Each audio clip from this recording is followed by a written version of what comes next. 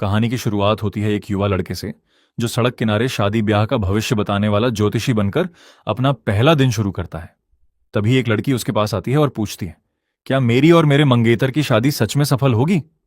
लड़का अपनी रहस्यमयी शक्ति का इस्तेमाल करता है। उसकी आंखें नीली रोशनी से चमक उठती हैं और वो उसके चेहरे की बारीकी से जांच करता है। कुछ पल बाद वह गंभीर होकर कहता है, तुम्हारे चेहरे का मैरिज पैलेस पूरी तरह डार्क दिख रहा है। ये इशारा है कि ये शादी बाहर से जितनी परफेक्ट लग रही है, अंदर से उतनी खुशहाल नहीं होगी। ये सुनते ही लड़की की दोस्त भड़क जाती है और गुस्से में कहती है, अरे भाई, आज इतना खुशी का दिन है, कुछ अच्छा तो बोलो। लेकिन ज्योतिषी शांत होकर जवाब देता है, तुम्हें मीठा झूठ सुनना है या कड़वा सच? लड़की खुद जानना चाहती है कि उसने ऐसा क्यों कहा। तब वह उसके चेहरे की तरफ इशारा करते हुए कहता है, तुम्हारी नाक का सिरा काला और फीका पड़ चुका है। तुम्हारा वेल्थ पैलेस धूल से ढका हुआ है। इसका मतलब जिस इंसान से तुम शादी करने जा रही हो, उसकी आर्थिक हालत बुरी तरह बिगड़ चुकी है। तभी उसका मंगेतर वहां पहुंच जाता है। ज्योतिषी उसे देखते ही कहता है, ऊपर से तुम जितने मजबूत दिखते हो, अंदर से उतने ही कर्ज में डूबे हुए हो। यह सुनकर मंगेतर आग बबूला हो जाता है और चिल्लाकर कहता है, हम तुम्हारे कस्टमर हैं और तुम हमें बद्दुआ दे रहे हो। यह सब अंधविश्वास है। लेकिन ज्योतिषी उसकी बात अनसुनी कर उसके चेहरे को गौर से देखता रहता है। फिर वह कहता है, तुम्हारी दोनों भौहों के बीच काली आभा छाई हुई है। यह बहुत बड़ा खतरा है। इसका मतलब तुम्हारे ऊपर बहुत जल्द कोई कानूनी मुसीबत आने वाली है, जो एक छोटे केस से लेकर सीधा जेल तक भी पहुंचा सकती है। यह सुनते ही मंगेतर का चेहरा उड़ जाता है, क्योंकि उसे अपना हाल ही में किया गया बड़ा बिजनेस डील याद आ जाता है। तभी ज्योतिषी आखिरी भविष्यवाणी करता है, वो डील पूरी तरह बर्बाद होने वाली है। तुम अपना सब कुछ खो दोगे, और जिसने तुम्हें ठगा है, मैं जानता हूं वो कौन है। तुम्हारे चेहरे के ये निशान साफ बता रहे हैं कि जेल जाना अब तुम्हारी किस्मत बन चुका है।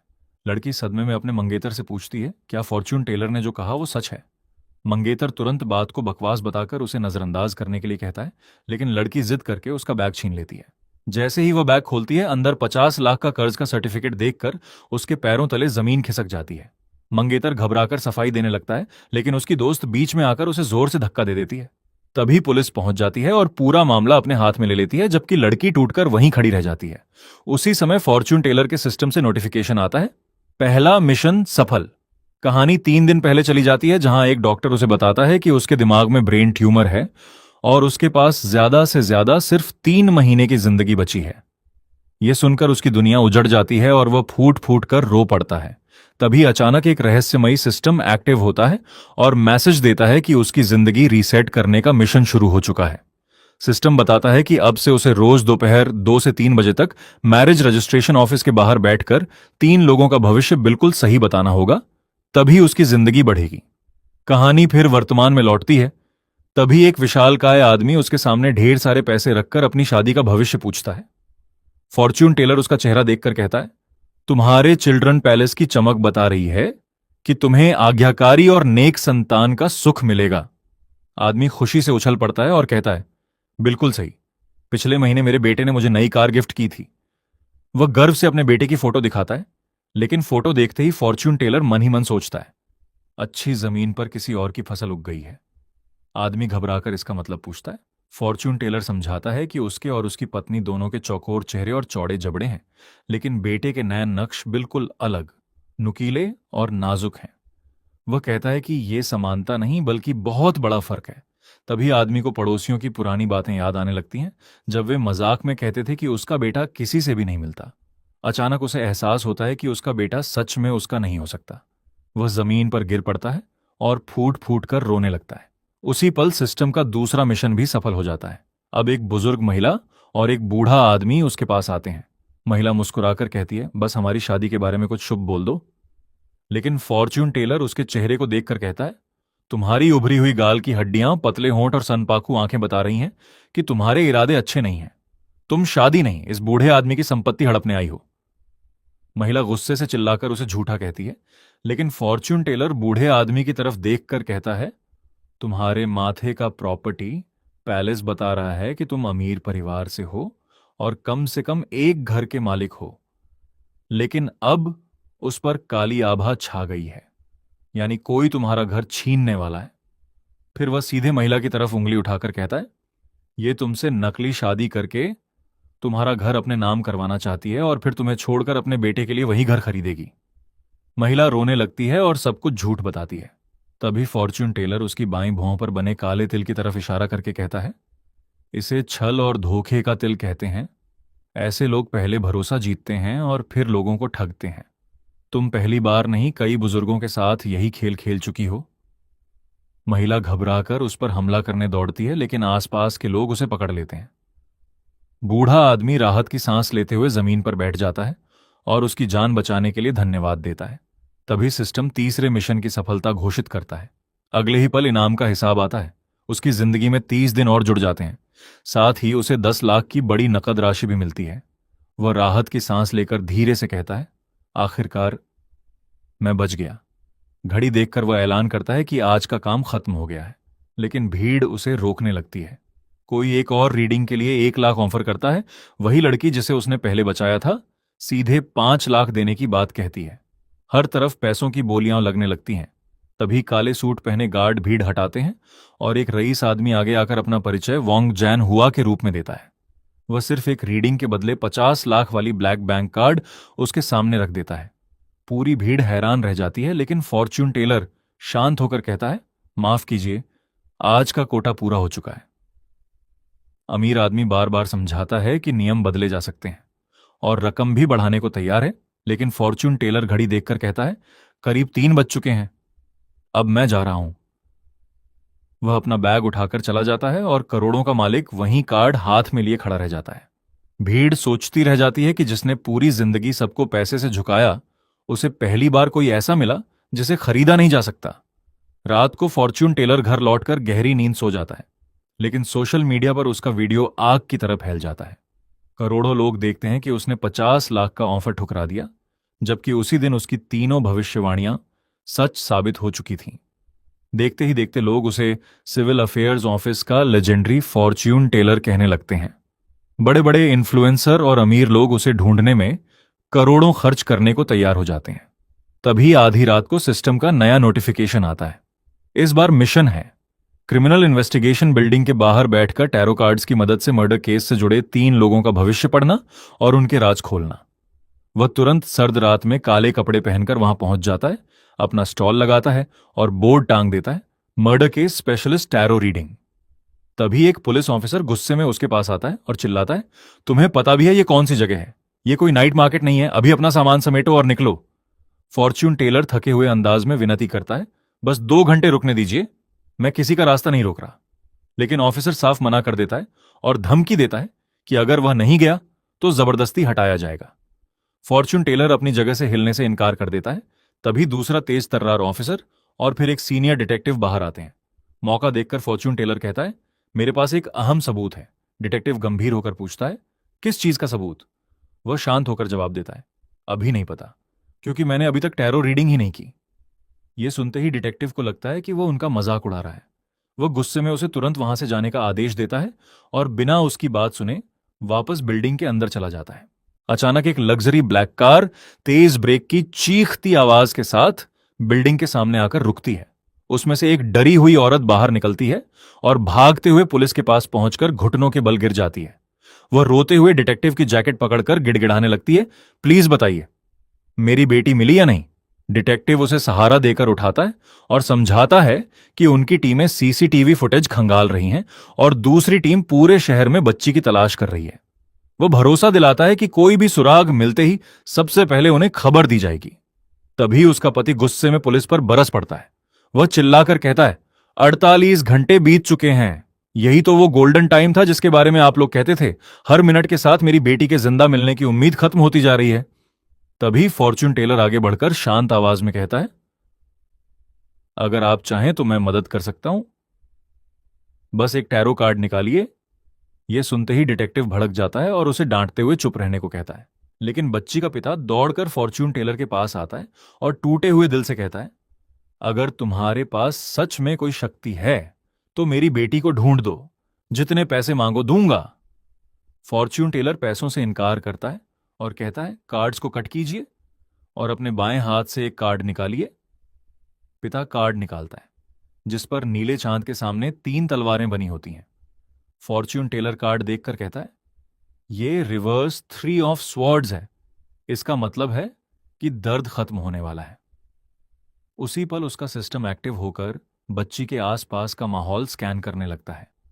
सिस्टम बताता है कि वहां नमी बहुत ज्यादा है, लोहे की टकराने की आवाजें आ रही हैं और हवा में पुराने केमिकल और पेंट की तेज गंध फैली हुई है। फॉर्च्यून टेलर मुस्कुराकर कहता है, घबराइए मत, आपकी बेटी अभी जिंदा है। यह सुनते ही मां खुशी के आंसुओं के साथ जमीन पर बैठ जाती है। फिर वह पुलिस की तरफ मुड़कर कहता है, बच्ची शहर के उत्तरी हिस्से में है, पानी के पास किसी सुनसान और खुले इलाके में। वहां घंटियों की आवाज साफ सुनाई देती है। पुलिस को तुरंत समझ आ जाता है कि वह जगह एक सुनसान पोर्ट या शिपिंग डॉक हो सकती है, जहां बड़े बड़े क्रेन और क्लॉक टावर हैं। लेकिन फॉर्च्यून टेलर यहीं नहीं रुकता। वह कहता है, किडनैपर कोई अनजान आदमी नहीं, बल्कि वही है जिसे आप लोग अच्छी तरह जानते हैं।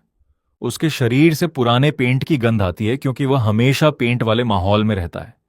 यह सुनते ही पति चौंक कर कहता है, यह तो ओल्ड लियू हो सकता है। पत्नी को भी याद आता है कि कुछ दिन पहले घर की मरम्मत करने वाले कॉन्ट्रैक्टर लियू जियान मिन से पैसों को लेकर उनका झगड़ा हुआ था और जाते जाते उसने उन्हें धमकी भी दी थी। पति तुरंत याद करता है कि उस दिन उसके शरीर से पेंट की तेज बदबू आ रही थी। डिटेक्टिव तुरंत अपने लोगों को आदेश देता है, अभी के अभी लियू जियान मिन को ट्रैक करो। पुलिस की गाड़ियां सायरन बजाती हुई निकल जाती हैं, जबकि फॉर्च्यून टेलर आराम से बैठकर अपनी थर्मल मग से चाय पीता है। तभी सिस्टम बताता है कि उसके मिशन का 1/3 हिस्सा पूरा हो चुका है। करीब 1 घंटे बाद पुलिस की गाड़ियां वापस लौटती हैं। मां अपनी मासूम बेटी को सीने से लगाकर खुशी के आंसू बहाती है, जबकि नर्सें उसकी देखभाल कर रही होती हैं। डिटेक्टिव फॉर्च्यून टेलर के पास आकर बताता है कि किडनैपर गिरफ्तार हो चुका है और बच्ची बिल्कुल उसी जगह मिली जहां उसने बताया था। फॉर्च्यून टेलर विनम्रता से कहता है, इसका पूरा श्रेय पुलिस को जाता है, मैं तो बस एक साधारण फॉर्च्यून टेलर हूं। लेकिन डिटेक्टिव उसकी बात काटते हुए कहता है, इतनी भी विनम्रता मत दिखाओ। इतनी सटीक जानकारी बिना पहले से जाने कोई नहीं दे सकता। अगर तुमने केस की जानकारी छिपाई है या गैर कानूनी तरीके से हासिल की है तो यह भी अपराध है। फॉर्च्यून टेलर नाराज होकर जवाब देता है, मैंने आपसे क्या छिपाया है। तभी एक सफेद जीप तेजी से वहां आकर रुकती है। उसमें से एक महिला फॉरेंसिक डॉक्टर दौड़ती हुई आती है और कमांडर जियाओ को बताती है, नदी से मिली लाश की डीएनए रिपोर्ट आ गई है, लेकिन उसका कोई मैच क्रिमिनल डेटाबेस में नहीं मिला। डिटेक्टिव झुंझलाकर पूछता है, क्या मिसिंग पुरुषों की लिस्ट से भी कोई मैच नहीं मिला? डॉक्टर सिर हिलाकर कहती है, नहीं। कंकाल बड़ा है और पेल्विस का कुछ हिस्सा गायब होने के बावजूद बाकी हड्डियों के एंगल साफ बताते हैं कि यह एक पुरुष का शरीर है। इसलिए हमने सभी मिसिंग पुरुषों से मिलान किया, लेकिन कोई मैच नहीं मिला। वह खुद भी इस मेडिकल मिस्ट्री से परेशान दिखाई देती है।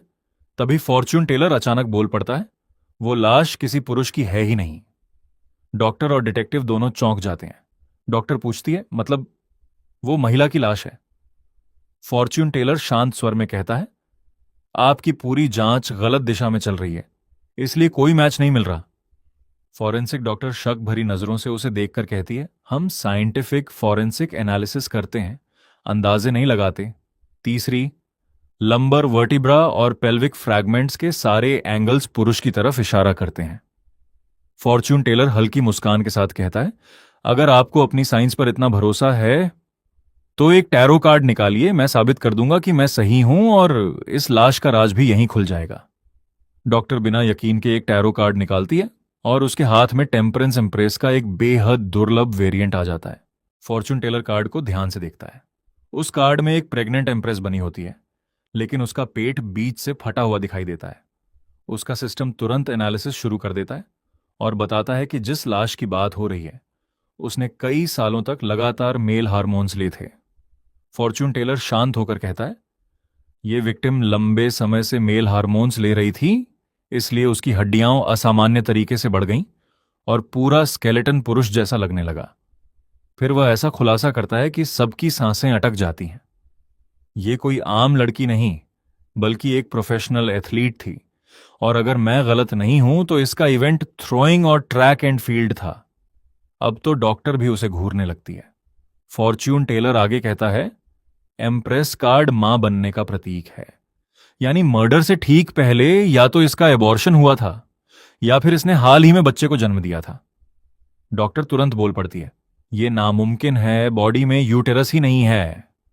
फॉर्च्यून टेलर मुस्कुराकर कहता है, मैडम जरा प्यूबिक सिम्फिसिस के पीछे वाले हिस्से को दोबारा चेक कीजिए।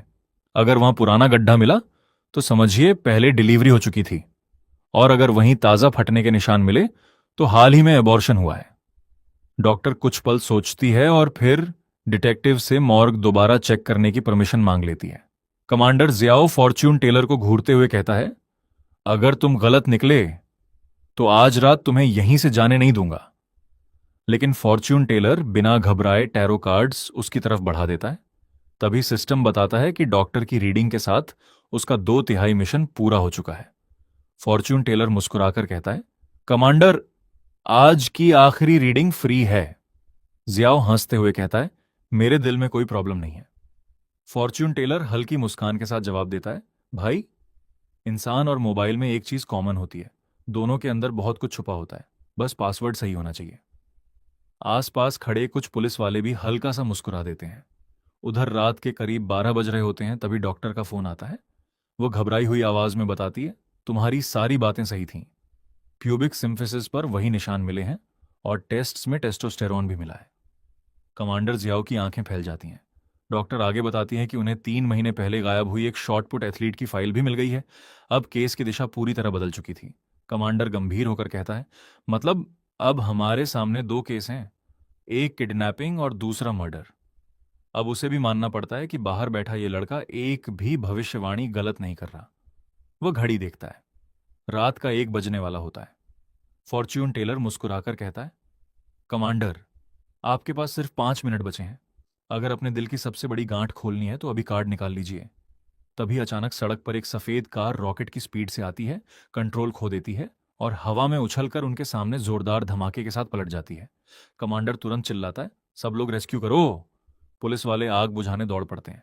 तभी फॉर्च्यून टेलर जोर से चिल्लाता है, लेफ्ट साइड मत जाना, वहां फ्यूल टैंक है, अभी फटेगा।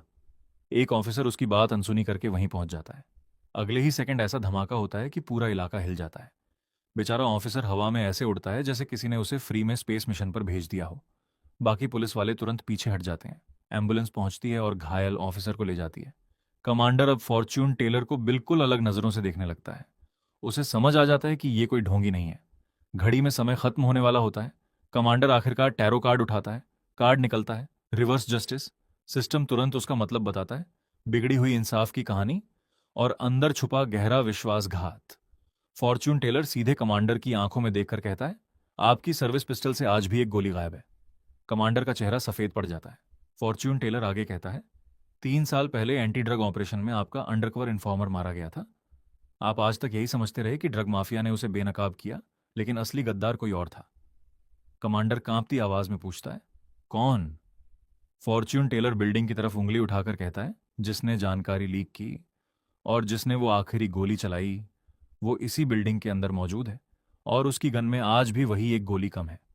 ये सुनते ही सिस्टम मिशन सक्सेस घोषित कर देता है। उसने एक बड़े सीरियल केस की गुत्थी सुलझाने में मदद की और एक पुलिस वाले की जान भी बचा ली। इनाम में उसके शरीर की कैंसर सेल्स 8% कम हो जाती है। उसकी जिंदगी में 60 दिन और जुड़ जाते हैं और अकाउंट में सीधे 20 लाख रुपए आ जाते हैं। बैंक का मैसेज देखकर वह राहत की सांस लेता है। रात को घर पहुंचकर जैसे ही सोफे पर लेटता है, नया मिशन सामने आ जाता है। इस बार लोकेशन देखकर वह खुद चौंक जाता है, चुनटिंग इंटरनेशनल बाइलिंगुअल किंडरगार्टन। सिस्टम बताता है कि इस बार उसे बच्चों की हड्डियां टच करके उनके टैलेंट और फ्यूचर की रीडिंग करनी होगी। 3 बच्चों की रीडिंग 100% सही हुई तभी मिशन पूरा माना जाएगा। फॉर्च्यून टेलर सोचता है, वाह, अब छोटे छोटे बच्चों का इंटरव्यू भी लेना पड़ेगा। फिर उसे याद आता है कि यही शहर का सबसे महंगा स्कूल है, जहां साल की फीस सुनकर आम आदमी की ईएमआई भी शर्मा जाए। उसे समझ आ जाता है कि सिस्टम जानबूझकर हर मिशन पहले से ज्यादा मुश्किल बना रहा है। लेकिन फिर उसे अपने कैंसर और बची हुई 4 महीने की जिंदगी याद आती है। वह मन ही मन कहता है, भाई, मिशन नहीं करूंगा तो ऊपर वाला जल्दी बुला लेगा, और करूंगा तो शायद लाइफ बढ़ जाएगी। चलो फिर स्कूल ही सही। अगले दिन वह किंडरगार्टन के बाहर पहुंचता है। चारों तरफ लग्जरी कारें खड़ी थीं, जैसे स्कूल नहीं किसी मिनिस्टर की मीटिंग हो।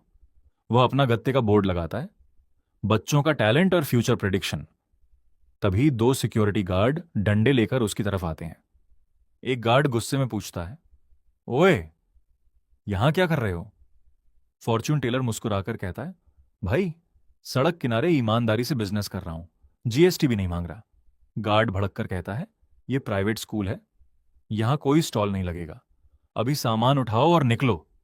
फॉर्च्यून टेलर अपने पैरों के पास बनी लाल लाइन दिखाकर कहता है, देख लो भाई, मैं पब्लिक फुटपाथ पर हूं। स्कूल की प्राइवेट लिमिट तो उन सीढ़ियों से शुरू होती है। कानून भी पढ़ लो, सिर्फ बच्चों को ही पढ़ाना जरूरी नहीं। लेकिन गार्ड उसकी एक नहीं सुनता और कहता है, लाइन वाइन बाद में देखेंगे, पहले तुम्हारा ये स्टॉल हटेगा। और सच बताऊं, तुम्हें देखकर पूरे स्कूल का वीआईपी लुक खराब हो रहा है। फॉर्च्यून टेलर शांत रहते हुए बोला, मैं न किसी का रास्ता रोक रहा हूं, न फायर लेन ब्लॉक कर रहा हूं, और न ही इमरजेंसी रूट। फिर उसने आराम से अपना मोबाइल निकाला और गार्ड से कहा, अगर जबरदस्ती हाथ लगाया ना तो सीधे ऑफिशियल कंप्लेंट करूंगा और वीडियो सोशल मीडिया पर भी डाल दूंगा, फिर कमेंट सेक्शन तुम्हें नहीं छोड़ेगा। ये सुनते ही गार्ड का तेवर थोड़ा ढीला पड़ गया। उसने बस इतना कहा, ठीक है, लेकिन गेट से दूर रहना, पेरेंट्स और बच्चों को कोई दिक्कत नहीं होनी चाहिए। तभी लाल ड्रेस पहने एक स्टाइलिश महिला अपने छोटे बेटे का हाथ पकड़कर वहां आती है और मुस्कुराते हुए पूछती है, बताइए मेरे बेटे का फ्यूचर कैसा रहेगा। फॉर्च्यून टेलर बोला, मैं बच्चों का फ्यूचर और उनका असली टैलेंट पढ़ सकता हूं, फीस आपकी मर्जी। महिला खुश होकर बोली, इतना आसान। फिर उसने बेटे को आगे धकेलते हुए कहा, जरा देखिए, ये आगे चलकर हार्वर्ड जाएगा या येल।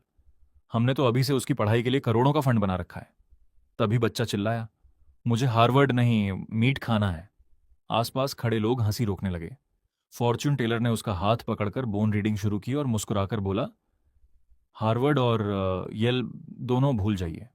महिला का चेहरा तुरंत उतर गया। वह गुस्से में बोली, आपको पता भी है ये कितना होशियार है। इसके पियानो टीचर इसकी उंगलियों की तारीफ करते नहीं थकते। फॉर्च्यून टेलर गंभीर होकर बोला, सच सुन पाएंगी? महिला बोली, बोलिए। उसने कहा, इस बच्चे के लिए दुनिया का सबसे अच्छा कॉलेज कोई आईवी लीग नहीं बल्कि टॉप कुलिनरी स्कूल है। ये कुकिंग की दुनिया का जीनियस बनेगा। इतना सुनते ही भीड़ ठहाके लगाने लगी और महिला भड़क गई। मैं हर साल इसकी पढ़ाई पर करोड़ों खर्च करती हूं। Piano, horse riding, golf, private tutor, सिर्फ ट्यूशन पर ही 20 लाख से ज्यादा लगते हैं, और आप इसे शेफ बना रहे हैं। फॉर्च्यून टेलर हंसकर बोला, मैडम पैसे से टैलेंट नहीं खरीदा जाता। फिर उसने बच्चे की कलाई पकड़कर समझाया, इसकी कलाई की हड्डियां सामान्य लोगों से कहीं ज्यादा चौड़ी और मजबूत हैं। उंगलियों के जोड़ बेहद लचीले हैं। पुराने जमाने में इसे पुलिंग एंड हैमरिंग हैंड्स कहा जाता था। महिला की आंखें चमक उठी, मतलब कोई महान गुण। फॉर्च्यून टेलर बोला, बिल्कुल, वॉक ऐसे उछालने के लिए भगवान का स्पेशल एडिशन। भीड़ फिर हंस पड़ी। उसने आगे कहा, इसकी छोटी और मोटी उंगलियां इसे शानदार कंट्रोल देती हैं। हथेलियां मोटी हैं इसलिए तेज गर्मी भी आसानी से झेल लेंगी। इसका टेस्ट सेंस आम लोगों से 10 गुना ज्यादा तेज है। फिर उसने बच्चे से पूछा, पियानो अच्छा लगता है? बच्चा गुस्से से चिल्लाया, बिल्कुल नहीं, उस टीचर का टिक टिक वाला मेट्रोनोम सुनकर मेरा दिमाग पक जाता है। मां तुरंत डांटने लगी, चुप, कल ही तो दादी के लिए गाना बजाया था। बच्चा मासूमियत से बोला, वो तो सिर्फ इसलिए ताकि दादी मुझे बर्गर खिलाने ले जाएं। फिर उसने अपनी मां की तरफ देखकर शिकायत की, और आपका खाना भी अच्छा नहीं होता, बस नमक ही नमक। हमारी मेड जो मीट बनाती है ना, पहले पीली मिश्री डालती है, फिर डार्क सोया सॉस डालती है, तभी उसका स्वाद इतना बढ़िया आता है। महिला की आंखें फटी की फटी रह गईं। फॉर्च्यून टेलर बोला, देखा, यह बच्चा फ्लेवर को ऐसे पहचानता है जैसे मशीन स्कैन करती है। अगर आपने इसे जबरदस्ती पियानो में लगाया तो दुनिया एक 3 स्टार मिशेलिन शेफ खो देगी। महिला कुछ देर चुप रही, फिर हार मानकर पैसे उसके सामने रख दिए और बेटे से बोली, ठीक है, अगर तुझे सच में कुकिंग पसंद है तो मैं तुझे वहीं सीखने दूंगी। ये देखते ही बाकी पेरेंट्स भी उसके आसपास जमा हो गए। कोई बोला, मेरे बेटे को भी देखिए, ये तो हर वक्त सपने ही देखता रहता है। तभी भीड़ को चीरते हुए वही अमीर आदमी आगे आया और घमंड से बोला, रुको, दूसरा कस्टमर मैं हूं। उसने अपनी बेटी को आगे करते हुए कहा, पहले वाले बच्चे में खाना पसंद है, ये तो देखकर भी समझ आ जाता है, इसमें कौन सी बड़ी बात थी। वह हंसते हुए बोला, अगर सच में इतनी ताकत है तो मेरी बेटी को देखकर बताओ। फिर उसने गर्व से अपनी बेटी का परिचय कराया, यह है लिन शियान, पूरे स्कूल की ऑफिशियल जीनियस। 3 साल की उम्र में सैकड़ों कविताएं याद थीं, 5 साल में मेंटल मैथ्स मास्टर कर लिया और अब खुद से एडवांस कैलकुलस पढ़ रही है। भीड़ दंग रह गई। किसी ने फुसफुसाकर कहा, यही है वो चाइल्ड प्रोडिजी। आदमी मुस्कुराकर बोला, चलो फॉर्च्यून टेलर, अब इसकी बोन रीडिंग करके बताओ, कहीं ये नया आइंस्टीन है या फिर अगली मैरी क्यूरी।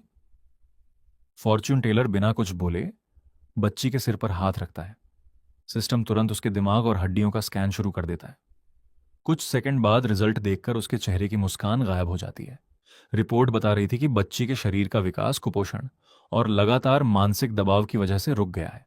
उसके दिमाग का लॉजिक वाला हिस्सा लगभग एक्टिव ही नहीं है।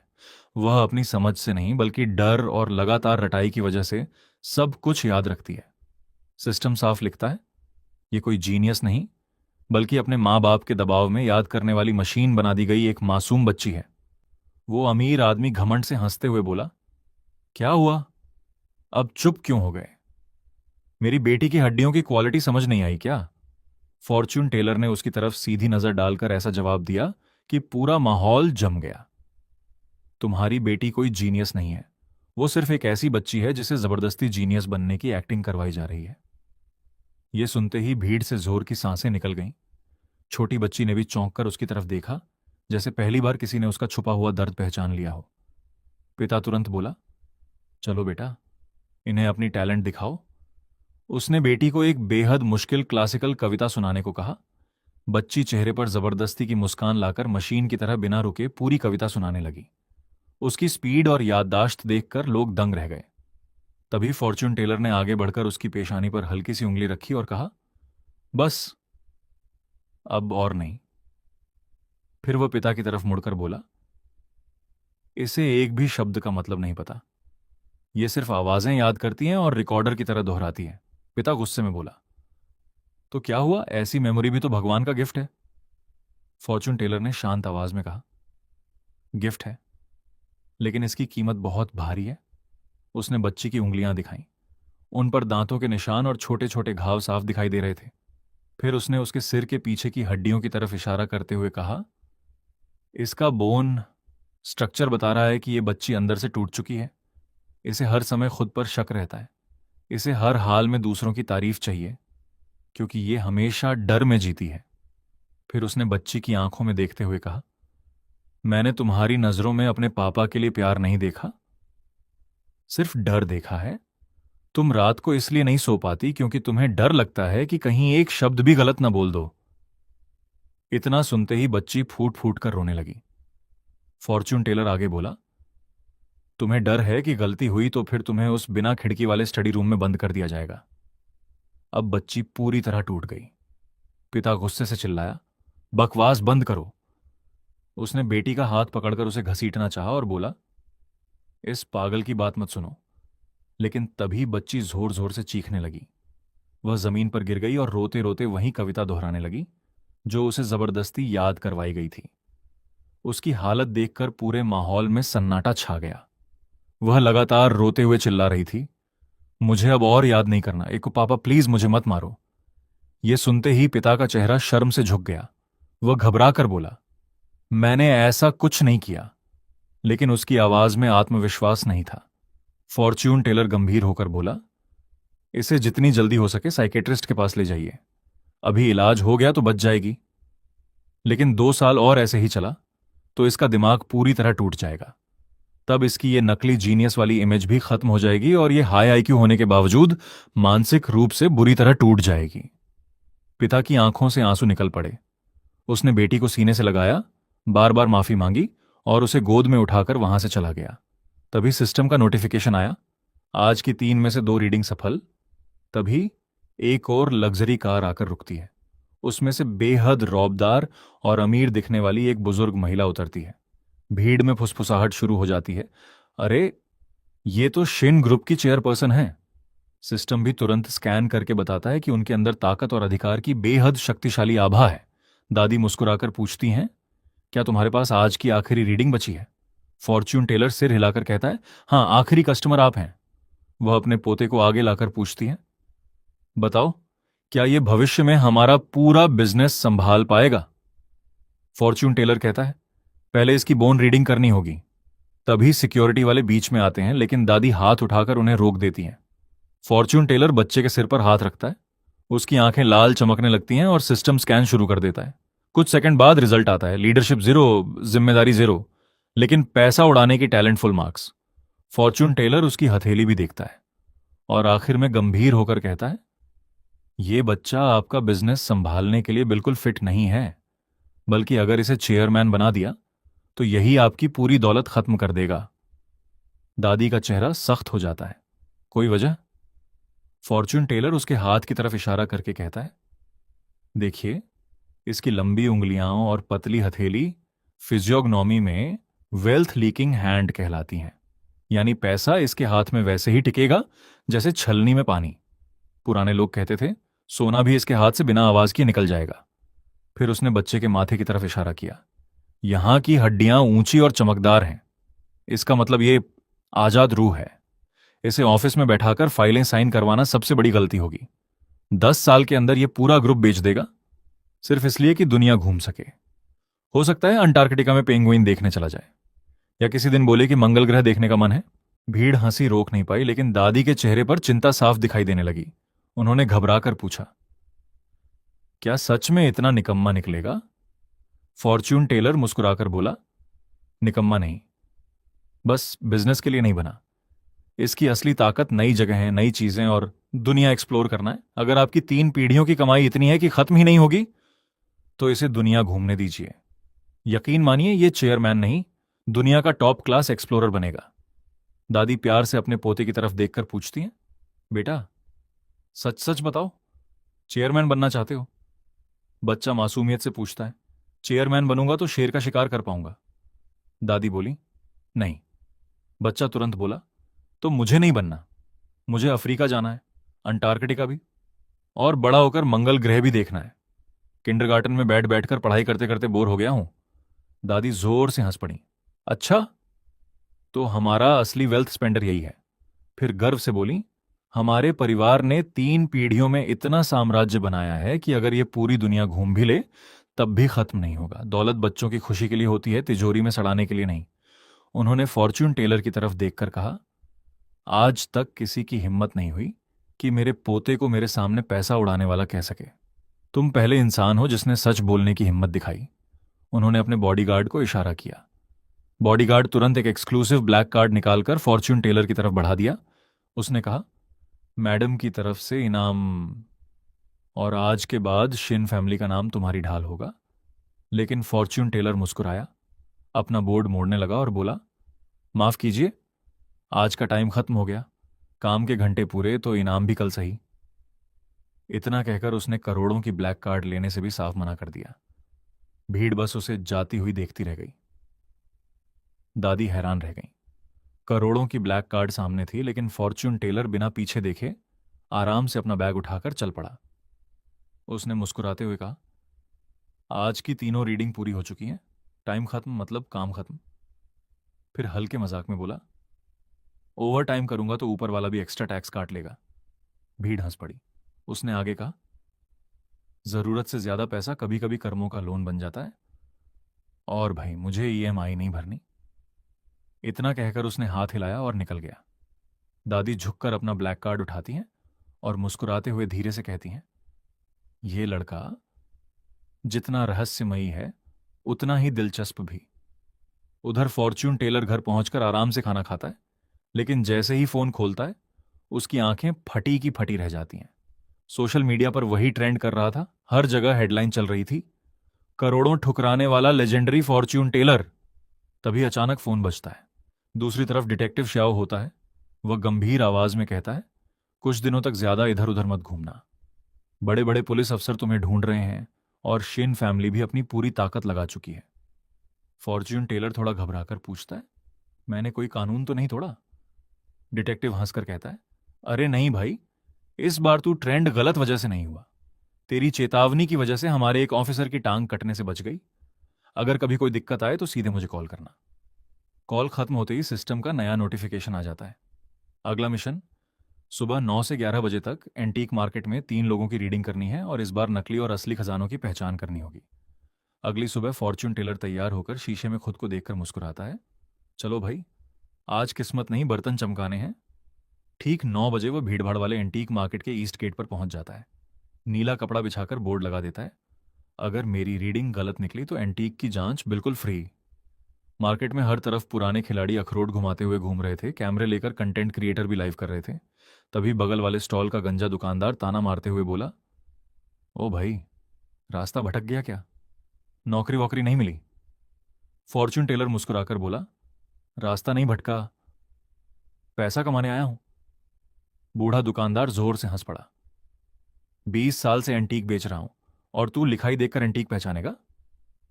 फॉर्च्यून टेलर ने भी पलटकर मुस्कुराते हुए कहा, अच्छा, तो आपकी एक्सपर्ट आंखें ये भी नहीं पहचान पाई कि सामने रखे आधे सिक्के लेजर मशीन से बने नकली हैं? इतना सुनते ही दुकानदार का चेहरा देखने लायक हो गया। आधा घंटा बीत गया लेकिन कोई ग्राहक नहीं आया। फॉर्च्यून टेलर मन ही मन बोला, लगता है यहां चश्मा और मैग्नीफाइंग ग्लास हो तभी लोग भरोसा करते हैं। भी मजी, मेरे चेहरे पर तो बेरोजगार आईटी इंजीनियर लिखा हुआ है। तभी करीब 20-22 साल का एक लड़का अखबार में लिपटा हुआ कटोरा लेकर डरते डरते आता है। वो धीरे से फुसफुसाता है, भैया, मुझे मिंग डायनेस्टी का बाउल मिला है, 5,000 में खरीदा है, 50,000 तो आराम से मिलेगा ना। वह अखबार पर खजाना शब्द लिख देता है। बूढ़ा दुकानदार दूर से तमाशा देखने लगता है। फॉर्च्यून टेलर कटोरे की तरफ देखता तक नहीं, उसकी नजर सिर्फ लिखे हुए शब्द पर टिक जाती है। वह कहता है, ऊपर वाला हिस्सा बहुत चौड़ा लिखा है और नीचे वाला जेड का निशान दब गया है। इसका मतलब यह किसी मशहूर भट्टी का नहीं, किसी छोटे मोटे घरेलू कारखाने का माल है। फिर नीचे वाले हिस्से की तरफ इशारा करके बोला, देखो, यह बिंदु बहुत जोर से दबाकर लिखा गया है, जैसे स्याही फैल गई। ठीक वैसे ही इस कटोरे के नीचे वाला निशान भी फैलाया गया है।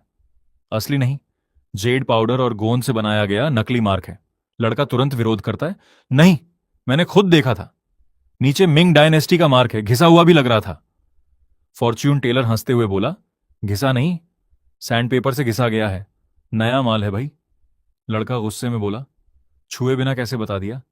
फॉर्च्यून टेलर बोला, अगर इतना भरोसा है तो तोड़ दो, गलत निकला तो मैं 1 लाख दूंगा, या फिर नीचे लाइटर जलाकर देख लो। लड़के ने कांपते हाथों से लाइटर जलाया। जैसे ही गर्मी लगी, नीचे का पूरा नकली निशान पिघल गया और अंदर से अंग्रेजी में लिखा निकला, माइक्रोवेव सेफ। 1 सेकंड के लिए पूरा मार्केट चुप। फिर लड़के के हाथ से कटोरा छूटकर टूट गया और अंदर गोंद की मोटी परत साफ दिखाई देने लगी। भीड़ में हड़कंप मच गया। लोग चिल्लाने लगे, बिना हाथ लगाए नकली पकड़ लिया, ये बंदा इंसान है या एक्सरे मशीन? देखते ही देखते उसके स्टॉल के सामने भारी भीड़ जमा हो गई। तभी लकड़ी का नक्काशीदार बॉक्स लेकर एक बुजुर्ग शख्स आगे आए। उन्होंने बॉक्स सामने रखकर कहा, पहले वाला बाउल पकड़ना आसान था, असली टेस्ट ये पेंटिंग है। बड़े बड़े ऑक्शन हाउस भी इसकी असलियत पर लड़ चुके हैं। उन्होंने कागज पर चित्र शब्द लिखा और उत्सुकता से उसकी तरफ देखने लगे। फॉर्च्यून टेलर मुस्कुराकर बोला, सच सुन पाएंगे? क्योंकि मैं चीनी कम और सच ज्यादा परोसता हूं। बुजुर्ग बोले, बस सच चाहिए। फॉर्च्यून टेलर ने उन्हें बॉक्स खोलने से ही रोक दिया, जरूरत नहीं। फिर उसने लिखे हुए शब्द को देखते हुए कहा, बीच वाला हिस्सा साफ और संतुलित है, लेकिन बाहर की रेखाओं की स्याही अलग है। ब्रश का दबाव भी मेल नहीं खा रहा। मतलब पेंटिंग का बीच वाला हिस्सा असली है, लेकिन किनारे की लिखावट, मुहर और माउंटिंग सब नकली हैं, किसी दूसरी पेंटिंग से काटकर यहां चिपकाए गए हैं। एंटीक की दुनिया में इसे कहते हैं दूसरे शरीर में आत्मा बसाना। बुजुर्ग की आंखें फैल गईं। उन्होंने गहरी सांस लेकर कहा, मैं 1 हफ्ते से इसी बात में फंसा हुआ था। बड़े बड़े एक्सपर्ट इसे पूरी तरह असली बता रहे थे, लेकिन मुझे भी हमेशा लगता था कि पेंटिंग और कैलीग्राफी की स्टाइल आपस में मैच ही नहीं करती। जब उस अमीर आदमी को आखिर समझ आया कि उसके सारे शक सही थे और वो एंटीक असल में एक फ्रैंकनस्टाइन पीस निकला, तो उसकी आंखों में खुशी और राहत के आंसू आ गए। उसने ज्योतिषी का हाथ पकड़कर कहा, अगर आपने सच ना बताया होता तो मेरे करोड़ों डूब जाते। और तुरंत एक लाल लिफाफा इनाम में दे दिया। ऊपर से इतना झुककर प्रणाम किया कि लोगों को लगा योगा क्लास शुरू हो गई है। यह नजारा देखते ही भीड़ टूट पड़ी। तभी धक्का मुक्की में एक गरीब बूढ़ा आदमी अपने मैले से बैग के साथ घिसटता हुआ सामने आ गिरा। लोग उसका मजाक उड़ाने लगे, लेकिन ज्योतिषी ने सबको चुप कराया और पूछा, बैग में क्या है? बूढ़ा बोला, कुछ खास नहीं, नदी किनारे कंस्ट्रक्शन साइट से लोहे का टुकड़ा मिला था, कबाड़ी को बेचकर खाने का इंतजाम करने जा रहा था। जब उसने कीचड़ से भरा वो टुकड़ा निकाला तो भीड़ हंसने लगी। ज्योतिषी ने उससे कोई शब्द लिखने को कहा तो बूढ़ा बोला कि उसे सिर्फ लोहा लिखना आता है, क्योंकि वो कभी आयरन फैक्ट्री में मजदूरी करता था। जैसे ही उसने लोहा लिखा, ज्योतिषी ने उल्टा उसी को लाल लिफाफा थमा दिया और बोला, मैं फीस नहीं लूंगा, ये तुम्हारे लिए है। फिर उसने उस शब्द का मतलब समझाते हुए कहा कि इसका इशारा उस चीज की तरफ है जिसकी असली चमक खो चुकी है, लेकिन असली कीमत अभी भी बाकी है। उसने तुरंत पहचान लिया कि यह कोई कबाड़ नहीं बल्कि तांग राजवंश के समय का पीली नदी की बाढ़ रोकने वाले विशाल लोहे के बैल का हिस्सा है, जिस पर आज भी प्राचीन निशान मौजूद हैं। यानी बूढ़ा कबाड़ी नहीं, चलता फिरता खजाना लेकर घूम रहा था। भीड़ ने पहले उसे पागल समझा, लेकिन ज्योतिषी ने बूढ़े को सख्त हिदायत दी कि इसे कबाड़ी को मत बेचना, सिर्फ 200 मीटर दूर म्यूजियम ऑफिस में जमा कर देना। उसने टैक्सी के लिए पैसे भी दिए और भरोसा दिलाया कि सरकार उसे सम्मान पत्र और इतना बड़ा इनाम देगी कि आराम से रिटायरमेंट कट जाएगी। बूढ़ा रोते रोते वहां से भाग गया। तभी पूरे मार्केट में अनाउंसमेंट गूंज उठा कि काला लोहे का टुकड़ा लेकर जाने वाला बूढ़ा तुरंत ऑफिस पहुंचे, क्योंकि वो ग्रेड ए राष्ट्रीय धरोहर निकला और एक बड़े केस की अहम कड़ी है। घर लौटकर ज्योतिषी ने देखा कि उसके अकाउंट में पूरे 50 लाख आ चुके हैं। तभी दरवाजे पर डिटेक्टिव श्याओ सेबों का बैग लेकर पहुंचा और अपनी बहन जियाओ शियाओया की मदद मांगी। उसने बताया कि अस्पताल में सीटी, एमआरआई और ब्लड टेस्ट सब नॉर्मल आए, लेकिन उसकी बहन हर रात एक अंधेरी जगह का सपना देखती है जहां दीवार के पीछे कोई लगातार खरोंचता रहता है। सबसे डरावनी बात यह कि सुबह उठने पर उसके नाखूनों में सचमुच धूल भरी होती है। डॉक्टरों ने उसे स्किज़ोफ्रेनिया बताकर मानसिक अस्पताल में भर्ती कर दिया, लेकिन दवाइयों से भी कोई फर्क नहीं पड़ा। आखिरकार ज्योतिषी उसके साथ अस्पताल गया। वहां पहुंचते ही सिस्टम ने नया मिशन दे दिया, 3 मरीजों के सपनों का सही मतलब बताओ। उसने गार्डन में ड्रीम इंटरप्रेटर का बोर्ड लगाया। पहला मरीज छाता लेकर आया और बोला कि उसने सपना देखा कि वो खुद फटा हुआ छाता बन गया है। ज्योतिषी ने समझाया कि यह मौत का संकेत नहीं बल्कि अपनी मां को खोने का दर्द है। इतना सुनते ही मरीज फूट फूट कर रोने लगा। तभी डिटेक्टिव की बहन उसके सामने आई और कांपती आवाज में बोली, क्या आपको भी वो आवाज सुनाई देती है? उसने कहा कि दीवार के अंदर कोई लगातार 1, 2, 3 गिनते हुए खरोंच रहा है। सब उसे पागल समझते हैं, लेकिन वो जानती है कि कोई सचमुच वहां मौजूद है। ये कहते कहते उसके खून और धूल से भरे नाखून बेंच को खरोंचने लगे और वो हंसते हंसते अचानक रोने लगी। अब असली हॉरर की शुरुआत होने वाली थी। फॉर्चून टेलर की आंखें नीली रोशनी से चमक उठीं और सिस्टम ने पूरा राज खोल दिया। उसे साफ दिखाई दिया कि यह आवाज किसी भूत की नहीं बल्कि कंक्रीट पर नाखून रगड़ने की है, और दीवार के अंदर एक सीक्रेट खोखली जगह भी मौजूद है। उसने तुरंत डिटेक्टिव श्याओ को बुलाकर कहा, तुम्हारी बहन बिल्कुल पागल नहीं है, जो आवाज वो सुनती है वो सच में है। डिटेक्टिव घबरा गया, मतलब पड़ोसी के फ्लैट में कोई छिपा है? फॉर्चून टेलर ने सिर हिलाकर कहा, नहीं, वो तो दीवार के अंदर फंसा हुआ है। अभी इसी वक्त बेडरूम की उस दीवार को तोड़ो जो पड़ोसी के फ्लैट से लगी है। अंदर एक सीक्रेट कैविटी है और उसमें कोई इंसान अभी भी जिंदा है। 1 सेकंड भी मत गंवाना। यह सुनते ही लड़की राहत के आंसुओं में टूट पड़ी कि आखिर किसी ने उसकी बात पर यकीन किया। डिटेक्टिव ने फौरन अपनी टीम को फोन लगाकर बुलडोजर और तोड़फोड़ का सामान मंगवाया। उधर फॉर्चून टेलर आराम से घड़ी देखने लगा, जैसे ऑनलाइन फूड डिलीवरी का टाइम ट्रैक कर रहा हो। तभी अस्पताल के वार्ड 6 के हेड डॉक्टर लीवेई वहां पहुंचे और बोले, चलो देखते हैं ये ड्रीम इंटरप्रेटर कितना बड़ा खिलाड़ी है। उन्होंने अपना सपना बताया कि ऑपरेशन करते समय हर स्केलपेल रबड़ जैसा मुलायम हो जाता था और मरीज का शरीर कट ही नहीं रहा था। फॉर्चून टेलर ने डॉक्टर के हाथों को गौर से देखकर कहा, यह काम का तनाव नहीं है। तुम्हारा अवचेतन मन अब चाकू से नहीं, अपने हाथों से इंसानों का मांस फाड़ना चाहता है। डॉक्टर हंस पड़ा, लेकिन अगले ही पल फॉर्चून टेलर बोला, तुम्हारे हाथ किसी जान बचाने वाले डॉक्टर के नहीं, जल्लाद के लगते हैं। बेहतर होगा खुद पुलिस के सामने सरेंडर कर दो। डॉक्टर का चेहरा सफेद पड़ गया और वो भाग खड़ा हुआ। तभी डिटेक्टिव को कॉल आया। दीवार तोड़ दी गई थी। अंदर सचमुच आधा मीटर चौड़ी सीक्रेट जगह मिली, जहां 6 महीने से एक वांटेड अपराधी छिपा हुआ था। दीवार में छोटे छोटे झरोखे और कैमरे लगे थे और लड़की के सिर के ठीक पीछे बैठकर वहीं हर रात खरोंचता था। यह सुनकर लड़की सदमे में टूट गई। जाते जाते फॉर्च्यून टेलर ने डिटेक्टिव से कहा, उस डॉक्टर के पुराने ऑपरेशन और अस्पताल के आसपास गायब हुए लोगों की फाइलें भी खोलो। शाम तक मैसेज आया कि डॉक्टर गिरफ्तार हो चुका है और उसके बेसमेंट से इंसानी अंगों का भयानक कलेक्शन मिला है। ये पढ़कर फॉर्चून टेलर भी सन्न रह गया। रात को वो हॉटपॉट खाने निकला तो देखा पूरा शहर उसी की चर्चा कर रहा था। इंटरनेट ने उसे हाफ इमॉर्टल जांग का नाम दे दिया था और कोई सिर्फ उसका पता जानने के लिए 20 लाख युआन का इनाम रख चुका था।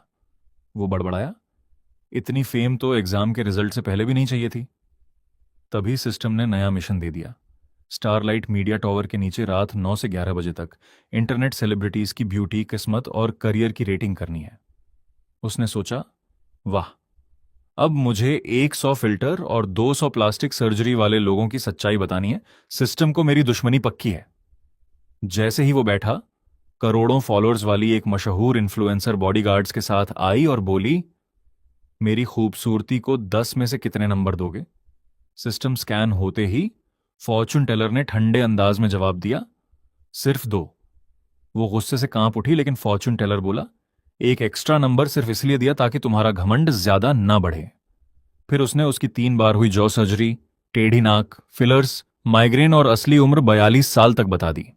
वो चीखती रही कि उसकी उम्र सिर्फ 18 है, लेकिन फॉर्चून टेलर ने हंसते हुए कहा, 20 साल पुरानी कमर और गर्दन की बीमारी लेकर 18 साल की बनने का ऑस्कर तो मिलना चाहिए। ऊपर से उसने 3 बच्चों का भी जिक्र कर दिया। उसकी पोल खुलते ही वो भाग गई और भीड़ हंस हंसकर लौटपोट हो गई। तभी एक मशहूर मुकबांग इन्फ्लुएंसर आयांग आया और बोला, अगर मुझे 10 नंबर मिले तो यहीं पूरी शराब की बोतल पी जाऊंगा। उसने गर्व से बताया कि अभी अभी 10 pound lobster, 5 pound roast pork, 2 pound केकड़ा और पूरी शराब की बोतल साफ करके आया है। फॉर्चून टेलर ने सिस्टम से उसका शरीर स्कैन किया और सिर्फ 2 शब्द बोले, मौत का पैसा। इन्फ्लुएंसर समझा घर का पैसा कहाँ है और खुश होकर बोला, हाँ, मैं तो घर खरीदने वाला हूं। फॉर्चून टेलर ने गंभीर होकर पूछा, डिनर में क्या खाया था? जवाब सुनने के बाद उसने कहा, तुम्हारा स्कोर नेगेटिव है क्योंकि तुम मरने वाले हो। आयांग गुस्से से आग बबूला हो गया और बोतल उठाकर पीने लगा। फॉर्चून टेलर ने आखिरी बार चेतावनी दी, अभी एम्बुलेंस बुलाओ, पेट साफ करवाओ और इमरजेंसी सर्जरी कराओ, वरना यह तुम्हारी जिंदगी का आखिरी खाना होगा। लेकिन उसने एक और घूंट लगाया और अगले ही पल उसके मुंह से सड़ा हुआ भूरा तरल फव्वारे की तरह बाहर निकलने लगा। वो घुटनों के बल गिरकर मदद की भीख मांगने लगा और कुछ ही सेकंड में सबके सामने बेहोश होकर ढेर हो गया। पूरा चौक सन्न रह गया। कुछ ही मिनटों में एम्बुलेंस पहुंची और मुकबांग इन्फ्लुएंसर को अस्पताल ले गई। वहां खड़ी भीड़ अब फॉर्चून टेलर को डर और हैरानी से देखने लगी, जैसे उसके मुंह से निकली हर बात पत्थर की लकीर हो। तभी एक लग्जरी कार आकर रुकी और तीसरा क्लाइंट उतरकर सामने आया। वो था स्टारलाइट मीडिया का चेयरमैन, चारों तरफ बॉडीगार्ड से घिरा हुआ। उसने 1 करोड़ युआन का चेक फॉर्चून टेलर के सामने रखते हुए कहा, मैंने सब अपनी आंखों से देखा है, तुम्हारे पास सच में काबिलियत है। मेरे ऑफिस चलो और मेरी कंपनी का भविष्य देखो। फॉर्चून टेलर ने उसकी तरफ देखा तक नहीं और बस अपना फोन चलाता रहा। चेयरमैन ने तुरंत रकम बढ़ाकर 2 करोड़ युआन कर दी। साथ ही बोला कि अगर भविष्यवाणी सही निकली तो कंपनी का ऑफिशियल फॉर्चून कंसल्टेंट भी बना देगा और सालाना सैलरी जितनी चाहे उतनी खुद लिख लेना। फॉर्चून टेलर मुस्कुराकर बोला, अपना चेक अपने पास रखो, मुझे ऐसे पैसे कमाने का शौक नहीं। तुम्हारी चाय बहुत महंगी पड़ती है, उसकी कीमत मैं नहीं चुका सकता। इतना कहकर वो सामान समेटने लगा और बोला, मेरे काम का समय खत्म हो चुका है। उसने टॉवर की घड़ी की तरफ इशारा किया जहां ठीक रात के 11 बजे थे। फिर मुस्कुराकर बोला, अब तो स्वर्ग का राजा भी आ जाए, उसे भी कल तक इंतजार करना पड़ेगा। चेयरमैन का पारा चढ़ गया। उसने बॉडीगार्ड्स को रास्ता रोकने का आदेश दिया और ताना मारते हुए बोला, लगता है 2 करोड़ भी कम है। जवान हो, मौके का फायदा उठाना सीखो। फॉर्चून टेलर हंसते हुए बोला, मुझे पैसे नहीं, सिर्फ जिंदा रहना पसंद है। फिर उसने चेयरमैन की भौहों के बीच देखते हुए कहा, तुम्हारी बिल्डिंग का फेंक शुई पहले ही टूट चुका है, दुनिया का सारा पैसा भी उस दरार को नहीं भर सकता।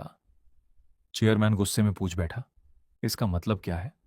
लेकिन फॉर्चून टेलर सिर्फ इतना बोला, अगर जवाब चाहिए तो कल सुबह आना। इतना कहकर वो चला गया और पीछे खड़ा चेयरमैन गुस्से में उबलता रह गया। अगली सुबह फॉर्चून टेलर की आंख खुली तो पूरा अपार्टमेंट कॉम्प्लेक्स लग्जरी गाड़ियों और गुंडों से घिरा हुआ था। पड़ोसी ग्रुप चैट में रो रहे थे कि बाहर तक नहीं निकल पा रहे। सिक्योरिटी गार्ड भी सोच रहा था कि यहां फिल्म की शूटिंग हो रही है क्या। चेयरमैन के आदमी रिपोर्ट दे रहे थे कि fortune teller building number 5 flat 502 में ही है और रात से बाहर नहीं निकला। चेयरमैन ने आदेश दिया। जैसे ही बाहर निकले, चाहे कूड़ा फेंकने आए या दूध लेने, सीधे गाड़ी में डाल देना। लेकिन दोपहर तक भी फॉर्चून टेलर बाहर नहीं आया। आखिर चेयरमैन ने दरवाजा खटखटाने का आदेश दिया। तभी अचानक एक एम्बुलेंस आई और डॉक्टर स्ट्रेचर पर फॉर्चून टेलर को नीचे लेकर निकले। चेयरमैन चिल्लाया, बीमार होने का नाटक मत करो, 2 करोड़ कम पड़ गए क्या? लेकिन जैसे ही एम्बुलेंस चली गई, अंदर बैठे पैरामेडिक ने हंसकर पूछा, सर मेरी एक्टिंग कैसी थी? फॉर्चून टेलर मुस्कुराया, ऑस्कर लेवल, ये लो 2000 युआन बोनस। उधर चेयरमैन इतना भी भोला नहीं था। उसी रात वो फिर वहीं कुर्सी लगाकर बॉडीगार्ड्स के साथ इंतजार करने लगा। आखिर फॉर्चून टेलर खुद उसके सामने पहुंच गया। कॉफी का कप हाथ में लिए उसने मुस्कुराकर कहा, वाह चेयरमैन ली, स्वागत तो ऐसा किया है जैसे मैं कोई सुपरस्टार हूं। लेकिन ये ऊंची मेज हटाओ, मुझे लोगों की आंखों में देखकर बात करना पसंद है। चेयरमैन ने तुरंत नीचे वाली कुर्सी मंगवाई और पूछा, कल तुमने कहा था मेरी बिल्डिंग का फेंग शुई टूट चुका है, उसका मतलब क्या है? उसने बताया कि आज पूरे प्लाजा को खाली करा दिया, सिर्फ उसकी सलाह सुनने के लिए। पैसे की कोई कमी नहीं है। फॉर्चून टेलर की आंखें फिर नीली चमक उठीं और सिस्टम ने पूरी बिल्डिंग स्कैन कर डाली।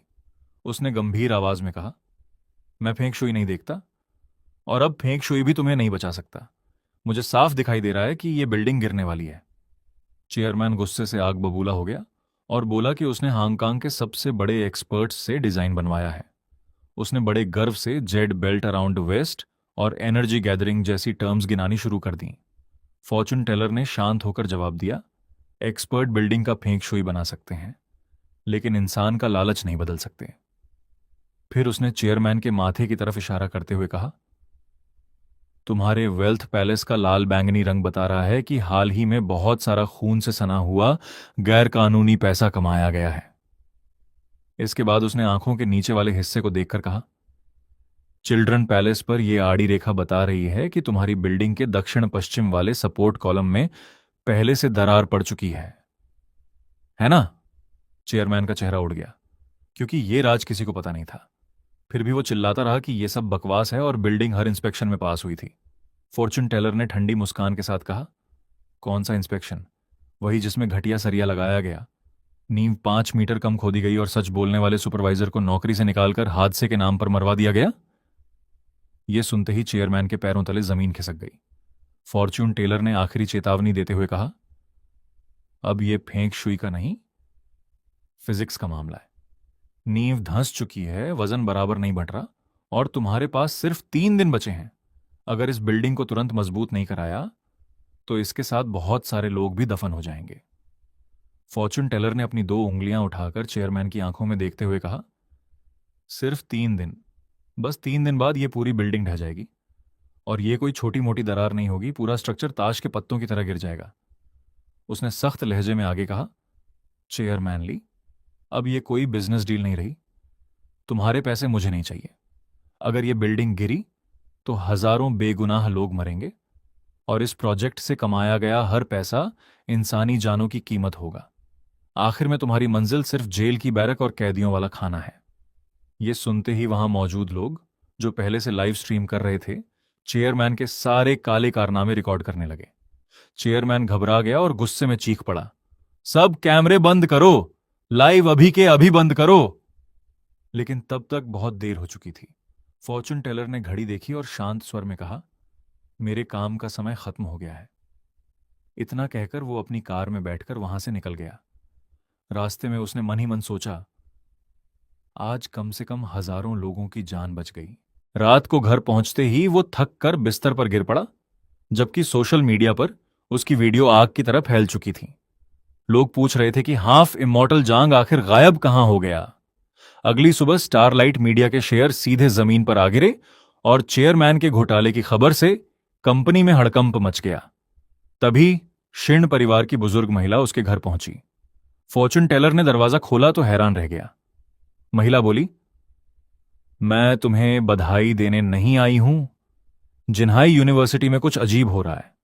लाइब्रेरी के छात्र रात में अपने आप पन्ने पलटने की आवाज सुनते हैं और कई मानसिक रूप से टूट चुके हैं। फॉर्चून टेलर ने ठंडे अंदाज में जवाब दिया, मैं फॉर्चून टेलर हूं, भूत पकड़ने वाला प्राइवेट डिटेक्टिव नहीं। लेकिन महिला ने कहा कि उनका परिवार यूनिवर्सिटी का सबसे बड़ा डोनर है और ये घटनाएं उसकी 100वीं सालगिरह बर्बाद कर देंगी। उसने लालच देते हुए पश्चिमी उपनगर की पूरी हॉट स्प्रिंग्स वैली देने की पेशकश कर दी। फॉर्चून टेलर ने बिना पलक झपकाए मना कर दिया। जैसे ही वो कमरे में लौटा, सिस्टम का नया मिशन सामने आ गया। उसे अगले दिन सुबह 7 से 9 बजे तक जिन्हाई यूनिवर्सिटी के वेस्ट गेट पर छात्रों की पढ़ाई और करियर से जुड़ी समस्याओं का समाधान करना था। अगली सुबह वो थिंकर स्टैच्यू के सामने बैठ गया और अपना बोर्ड टांग दिया, एकेडमिक कंसल्टेंट। देखते ही देखते छात्र उसके चारों ओर जमा हो गए। कोई फोटो खींच रहा था, कोई वीडियो बना रहा था और पूरे कैंपस में हाफ इमॉर्टल जांग ट्रेंड करने लगा। पहला छात्र घबराया हुआ आया और बोला, क्या मुझे पीएचडी जारी रखनी चाहिए या छोड़ देनी चाहिए?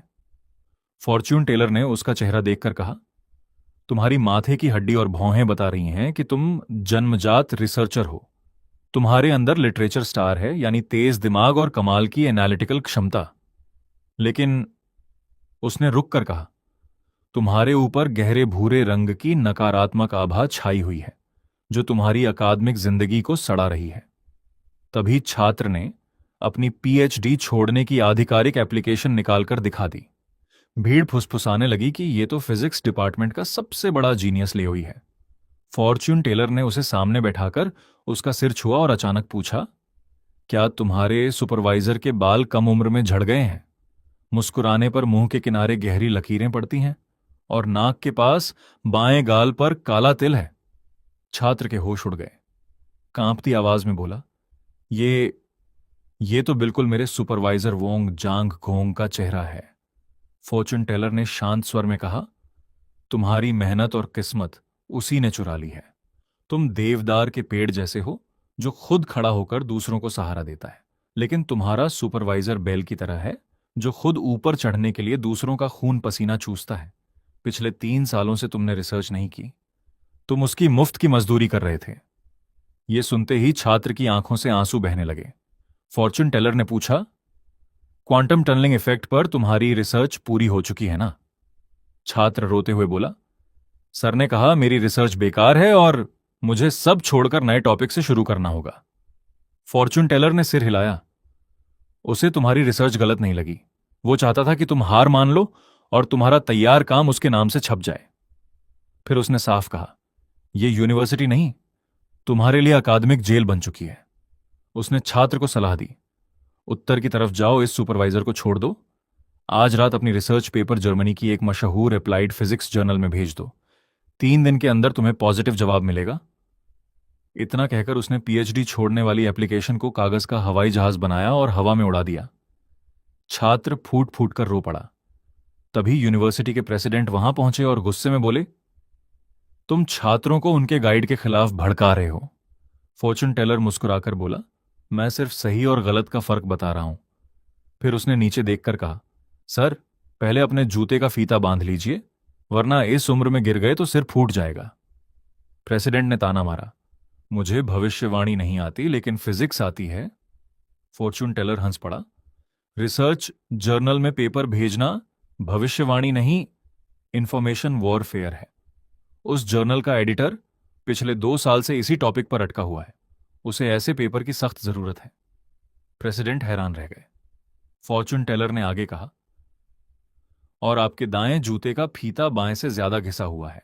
इसका मतलब हाल में आपके दाएं घुटने में दर्द है और आपने चलने का तरीका बदल दिया है। मैंने छात्र को भागने की नहीं, अपना हक बचाने की सलाह दी है और आपको फीता बांधने की इसलिए कह रहा हूं क्योंकि आप इस यूनिवर्सिटी का सबसे बड़ा सहारा हैं। अगर आप गिर गए तो पूरे संस्थान की ऊर्जा हिल जाएगी। इसे अंधविश्वास नहीं, रिस्क मैनेजमेंट कहते हैं। यह सुनकर प्रेसिडेंट भी मुस्कुरा उठे और पहली बार पूरी तरह उसकी बात से सहमत हो गए। तभी एक अमीर लड़की भीड़ चीरते हुए सामने आई। उसने खुद को लीशुइया बताते हुए कहा, अगर तुम इतने ही बड़े फॉर्च्यून टेलर हो तो बताओ, क्या मैं स्टूडेंट यूनियन की लीडर बनूंगी? सही निकला तो पैसे तुम्हारे, गलत निकला तो कैमरे के सामने खुद को फ्रॉड कहना पड़ेगा। भीड़ बोली कि उसके परिवार ने यूनिवर्सिटी को 50 लाख का दान दिया है और एक्सटर्नल रिलेशंस हेड की पोस्ट लगभग उसी के नाम तय है। फॉर्च्यून टेलर ने बिना 1 सेकंड गंवाए कहा, नहीं, तुम हेड तो छोड़ो, साधारण मेंबर भी नहीं बन पाओगी। पूरा कैंपस हंस पड़ा।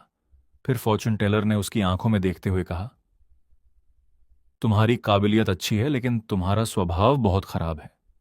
ऊंची गाल की हड्डियां और आंखों के पास की रेखाएं बता रही हैं कि तुम रिश्तों का इस्तेमाल करती हो। पिछले कुछ समय से तुम एक नहीं 3 लड़कों को एक साथ घुमा रही हो। फिजिक्स वाला तुम्हारे रिसर्च पेपर लिखता था, पीई वाला तुम्हारे लिए खाना और टेबल बुक करता था, और सबसे बुरा हाल कंप्यूटर साइंस वाले का था। बेचारा 3 रात लगातार जागकर तुम्हारी इलेक्शन प्रेजेंटेशन तैयार करता रहा। इतना सुनते ही पूरी भीड़ की आंखें फटी की फटी रह गईं। फॉर्चून टेलर ने ठंडी नजर से उसकी तरफ देखा और बोला, तुम्हारी सबसे बड़ी समस्या टैलेंट की नहीं, कैरेक्टर की है। स्टूडेंट यूनियन को रोल मॉडल चाहिए, ऐसा इंसान नहीं जो अपने फायदे के लिए लोगों को टाइम टेबल की तरह मैनेज करे। फिर उसने एक और बम फोड़ दिया। तुम्हारे चुनाव वाले प्रतिद्वंद्वी ने तुम्हारे सारे कारनामों की पूरी फाइल बनाकर पहले ही सुपरवाइजर को भेज दी है। लड़की का चेहरा सफेद पड़ गया। घबराकर बोली, "उ- उसे ये सबूत मिले कहां से?" फॉर्चून टेलर उसकी मीठी आवाज की नकल करते हुए बोला, जानू, तुम्हारे बिना मैं कैसे जी पाऊंगी। पूरी भीड़ ठहाके मारकर हंसने लगी और लड़की शर्म से पानी पानी हो गई। फॉर्चून टेलर ने कहा, जिस सीएएस वाले लड़के को तुम बेवकूफ समझती थीं, उसने अपनी सुरक्षा के लिए तुम्हारी सारी चैट्स और रिकॉर्डिंग्स का बैकअप बना रखा था। इसलिए अब लीडर बनने का सपना छोड़ो और माफीनामा लिखने की तैयारी करो। तभी उसका फोन बज उठा। स्क्रीन पर सुपरवाइजर का नाम चमक रहा था। लड़की डर के मारे कांप गई और बिना पीछे देखे वहां से भाग निकली। तभी एक लंबा चौड़ा बास्केटबॉल प्लेयर दौड़ता हुआ आया। आंखों में आंसू लिए उसने कहा, प्लीज मेरी गर्लफ्रेंड को ढूंढ दो, वो कल रात से गायब है। भीड़ को लगा ये भी कोई ड्रामा है, लेकिन लड़का रोते हुए बोला, मैं मजाक नहीं कर रहा। कल रात मेरी गर्लफ्रेंड सुयू लाइब्रेरी में पढ़ रही थी। रात 11 बजे उसने मैसेज किया कि बुक शेल्फ के पीछे से दीवार खुरचने जैसी आवाज आ रही है। फिर उसने हेल्प वाला स्टिकर भेजा। उसके बाद फोन बंद हो गया। फॉर्चून टेलर ने शांत होकर पूछा, हाल में तुम दोनों की लड़ाई हुई थी? लड़के ने कहा, नहीं, मैं तो कल आधा घंटा लाइन में लगकर उसके लिए स्ट्रॉबेरी खरीद कर लाया था।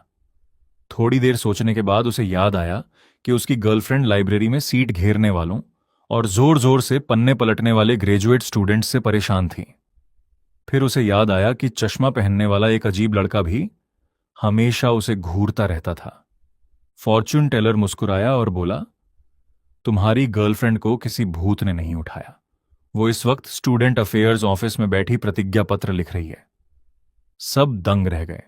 उसने आगे बताया, कल रात वो एक लड़के के जोर से पन्ने पलटने पर इतना गुस्सा हो गई कि तुम्हारे प्यार से लाए हुए स्ट्रॉबेरी उसी के लैपटॉप और किताबों पर फेंक दिए। लड़का वहीं जम गया। उसका चेहरा उतर गया। फॉर्चून टेलर जाते जाते हंसकर बोला, तुम्हारा रिलेशनशिप समझना तो एडवांस मैथ्स से भी मुश्किल है। अपना ख्याल रखना। शाम तक पूरा यूनिवर्सिटी फोरम उसी की चर्चा से भर गया। कुछ छात्र तो उसे एग्जाम पास कराने वाला देवता कहकर फोटो के सामने हाथ जोड़ने लगे। तभी सिस्टम का नया मिशन आया। इस बार शहर के सबसे बड़े पेट हॉस्पिटल में जानवरों की रहस्यमयी बीमारियों का पता लगाना था। अगले दिन फॉर्चून टेलर ने वहां पेट लैंग्वेज एक्सपर्ट का बोर्ड लगाया और लिखा कि फीस आपकी मर्जी। पहली क्लाइंट एक अमीर महिला थी जो अपनी छोटी डॉगी बेला को लेकर आई। उसने शिकायत की कि बेला हर रात भौंकती है और उसके महंगे बैग चबा देती है। कई डॉक्टर दिखाए लेकिन सबने कहा कि डॉग बिल्कुल स्वस्थ है। फॉर्चून टेलर की आंखें बैंगनी चमकी और उसने कहा, समस्या बैग नहीं, आप खुद हैं। महिला भड़क गई। फॉर्चून टेलर बोला, आपको अपनी आवाज मीठी लगती होगी, लेकिन डॉग के लिए आपके हाई हील्स, महजों की गोटियां, रात की पार्टियां और तेज म्यूजिक लगातार शोर मचाते हैं। वो सो ही नहीं पाती। उसका घर भी लिविंग रूम के पास है जहां धुआं और शोर दोनों पहुंचते हैं। फिर उसने कहा, और वो आपके बैग इसलिए नहीं चबाती क्योंकि उसे बैग से नफरत है। उसमें दूसरे कुत्ते की खुशबू होती है, खासकर आपका भूरा बर्किन बैग। कल आप उसे लेकर अपनी दोस्त मिसेस सन के घर गई थीं जहां उनका सफेद समोएड था। सही कहा ना? महिला की आंखें फटी रह गईं। फॉर्चून टेलर बोला, डॉग बहुत ज्यादा पजेसिव होते हैं। उसे लगा आपने किसी दूसरे कुत्ते को उससे ज्यादा प्यार दिया, इसलिए उसने बैग पर गुस्सा निकाला। महिला ने खुशी खुशी मोटी रकम दी और बेला को गले लगाकर चली गई। तभी एक डिलीवरी बॉय दौड़ता हुआ आया। उसने कहा, सर, मेरी बिल्ली पर शायद भूत चढ़ गया है। फॉर्चून टेलर ने बॉक्स खुलवाया।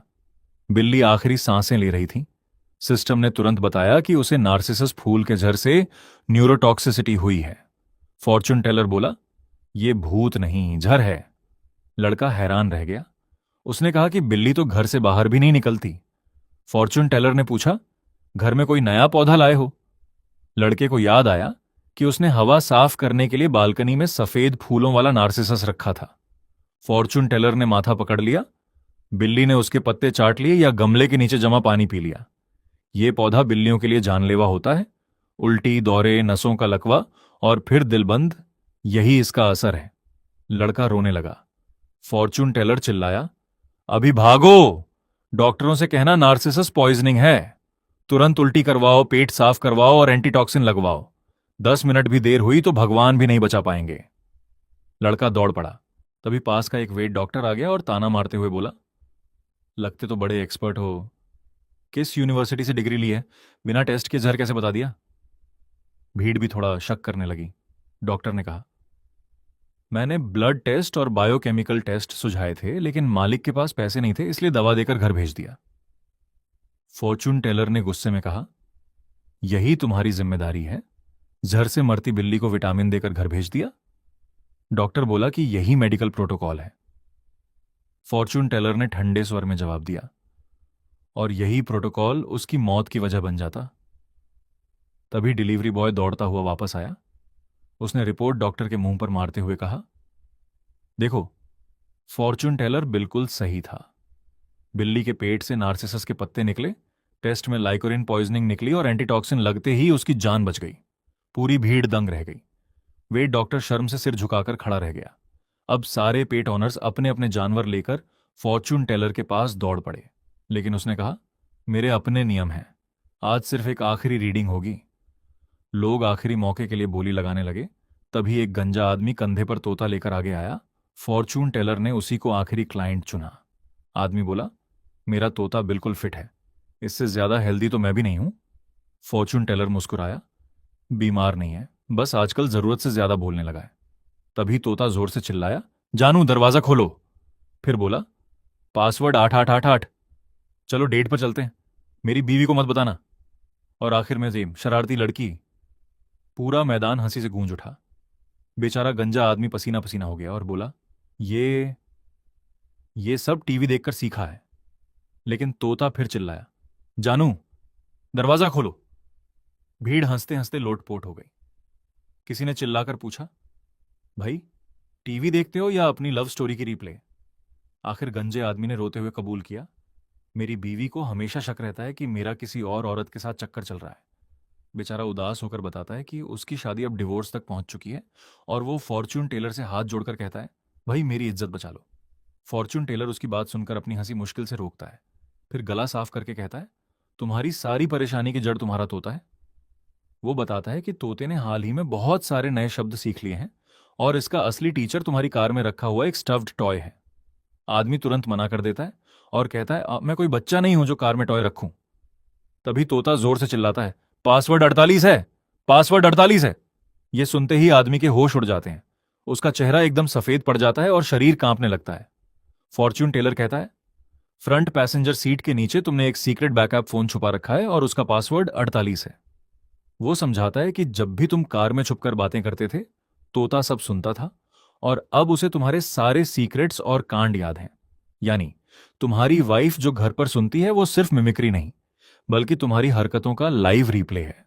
पूरा माहौल शांत हो जाता है और लोग उस गंजे आदमी को ऐसे देखने लगते हैं जैसे फॉर्चून रीडिंग नहीं, बल्कि उसकी लाइव बेइज्जती चल रही हो। तभी तोता बार बार बोलता है, मेरी वाइफ को मत बताना। इतने में उसका फोन बजता है और स्क्रीन पर वाइफ का नाम शेरनी दिखता है। बेचारा डरते डरते कॉल उठाता है। उधर फॉर्चून टेलर के सिस्टम में नोटिफिकेशन आता है कि मिशन सक्सेसफुल रहा, उसके ब्रेन ट्यूमर की एक्टिविटी और कम हो गई, उसकी लाइफ बढ़ गई और उसे नई पावर स्पिरिचुअल ईयर मिल गई। अब गंजे भाई घर जाकर बचे या नहीं ये तो भगवान ही जाने। रात में एक लग्जरी ब्लैक कार आती है जिसमें से आर्कियोलॉजी एक्सपर्ट ओल्ड शीन उतरते हैं। वो फॉर्चून टेलर के घर पहुंचकर उसे उसके पूरे नाम जांग फोंग से बुलाते हैं और बताते हैं कि उन्होंने उसकी मेडिकल रिपोर्ट देखी है जिसमें पता चला कि उसका ब्रेन ट्यूमर बढ़ने की बजाय धीरे धीरे ठीक हो रहा है। फिर वो सरकार की तरफ से उसे एक स्पेशल रिसर्च प्रोजेक्ट में शामिल होने का ऑफिशियल इन्विटेशन देते हैं। फॉर्च्यून टेलर पूछता है कि रिसर्च किस बारे में है, तो एक्सपर्ट बताते हैं कि ये ऐसी रहस्यमयी चीजों पर है जिन्हें साइंस आज तक नहीं समझ पाई। उसे एक प्राइवेट फैसिलिटी में पहला विक्टिम दिखाया जाता है जो लगातार कुछ अजीब अजीब बड़बड़ा रहा होता है। कंट्रोल रूम में बैठे एक प्रोफेसर उसका मजाक उड़ाते हैं, लेकिन तभी एक साइंटिस्ट नोटिस करता है कि फॉर्च्यून टेलर की उंगलियों की टैपिंग बिल्कुल विक्टिम के होंठों की मूवमेंट से मैच कर रही है। माहौल अचानक बदल जाता है। फॉर्च्यून टेलर अपनी टेलीपैथी एक्टिवेट करता है और अपनी विजन में देखता है कि विक्टिम पानी में डूब रहा है। उसके पैरों में घास लिपटी हुई है और उसके फेफड़े जल रहे हैं। आंखें खोलकर वो पूछता है, क्या जोंग ह्युआन 7 साल की उम्र में अपने गांव की नदी में डूबा था और उसकी जान मुश्किल से बची थी? ये सुनते ही पूरा ऑब्जर्वेशन रूम सन्न रह जाता है। प्रोफेसर चिल्ला उठता है, यह नामुमकिन है। एक्सपर्ट चेन तुरंत अपनी टीम को सिर्फ 3 मिनट में जांच पूरी करने का आदेश देते हैं। कुछ देर बाद फोन पर कंफर्म होता है कि फॉर्च्यून टेलर की कही हर बात बिल्कुल सच थी। बताया जाता है कि 21 साल पहले जोंग ह्युआन अपने गांव की पुरानी हाई नदी में डूब गया था। 5 मिनट से ज्यादा बेहोश रहा और गांव वालों ने आखिरी पल में उसकी जान बचाई थी। अगर आपको लगता है कि अब असली गेम शुरू होने वाला है तो कमेंट में 48 जरूर लिखना। संदेह में डूबा प्रोफेसर बार बार सदमे में यही दोहराता है कि ऐसा हो ही नहीं सकता। वो बताता है कि आर्कियोलॉजी टीम ने उस युवक से सिर्फ 3 दिन पहले खुदाई वाली जगह पर संपर्क किया था जहां प्रीकिन युग की बांस की पट्टियां मिली थीं। जो भी उन पट्टियों को छूता उसकी मानसिक हालत बिगड़ने लगती और 1 हफ्ते के अंदर सभी अजीब लक्षण दिखाने लगते। वे ऐसी रहस्यमयी भाषा बोलने लगते जिसे कोई समझ नहीं पाता। फॉर्च्यून टेलर एक्सपर्ट से पूछता है कि आखिर उन्होंने उसे क्यों बुलाया है और उससे क्या करवाना चाहते हैं। एक्सपर्ट कहता है कि वे चाहते हैं कि वह उन बांस की पट्टियों को अपने नजरिए से समझे और डिकोड करे। साथ ही लालच भी देता है कि उनके पास देश की सबसे बेहतरीन मेडिकल टीम और एक सीक्रेट बायोलॉजिकल लैब है जो शायद उसके ब्रेन ट्यूमर का असली इलाज कर सके। यह सुनकर फॉर्च्यून टेलर सोच में पड़ जाता है क्योंकि उसका सिस्टम सिर्फ उसकी जिंदगी कुछ दिन बढ़ाता है, बीमारी खत्म नहीं करता। आखिरकार वह यह मौका लेने का फैसला करता है और तुरंत दूसरे मरीज को लाने के लिए कहता है। दूसरी मरीज एक महिला होती है जिसे कसकर बांधा गया होता है। वह हिस्टेरिकल होकर चिल्लाती रहती है, सब जला दो, सब जला दो। कंट्रोल रूम में बैठे एक्सपर्ट नोटिस करते हैं कि वह सिर्फ आग की बात कर रही है। तभी फॉर्च्यून टेलर प्रोफेसर सन से कहता है कि तुरंत प्राथमिक स्कूल की किताब में मौजूद एक कविता चलाओ। जैसे ही स्पीकर पर कविता बजती है, बछड़ा अभी भी पहाड़ी पर घास चर रहा है। महिला की हालत धीरे धीरे सुधरने लगती है। उसे बचपन की याद आती है जब वह आग में फंस गई थी और उसकी मां उसे बचाने आई थी। वह धीरे से मां कहती है और होश में आ जाती है। फॉर्च्यून टेलर उसके माथे पर हाथ रखकर कहता है, आग खत्म हो चुकी है, अब तुम पूरी तरह सुरक्षित हो। महिला शांति से सो जाती है। वह एक्सपर्ट्स को समझाता है कि उनकी टीम पागल नहीं हुई थी, बल्कि उन बांस की पट्टियों ने उनके जीवन की सबसे डरावनी यादों को ऐसे जिंदा कर दिया था जैसे वे बार बार कोई वीआर फिल्म देख रहे हों। एक्सपर्ट चेन समझ जाता है कि यह यादों पर आधारित एक शक्तिशाली मानसिक प्रभाव है और प्रोफेसर सन जोड़ते हैं कि इसकी सूचना तरंगें सीधे दिमाग के मेमोरी सेंटर पर असर डालती है। तभी तीसरा मरीज खुद चलकर कमरे में आता है। वह न चिल्लाता है और न कुछ बोलता है, बस कानों तक फैली डरावनी मुस्कान के साथ चुपचाप बैठ जाता है। फॉर्च्यून टेलर उसे देखकर पूछता है, प्रोफेसर लू, क्या तुम्हें 30 साल पहले की वह गर्मी याद है जब तुमने अपनी 5 साल की बेटी खोदी थी? इतना सुनते ही उसकी मुस्कान गायब हो जाती है और वह फूट फूट कर रोने लगता है। वह अपनी बेटी नाना का नाम लेकर टूट जाता है।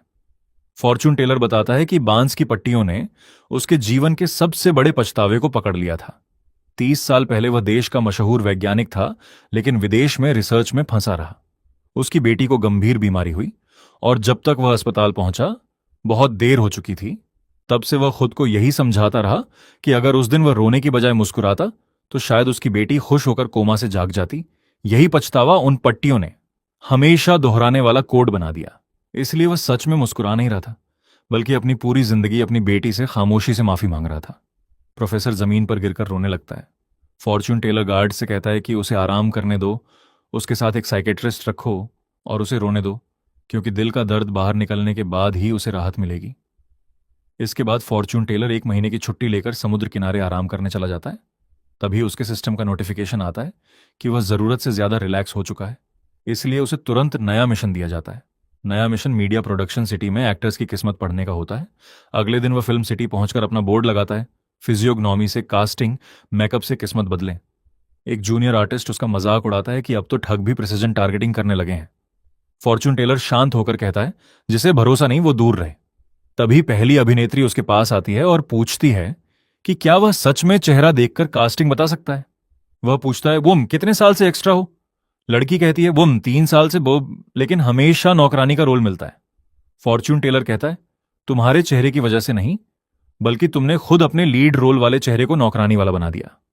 लड़की चौंक कर कहती है कि उसने कोई प्लास्टिक सर्जरी नहीं करवाई।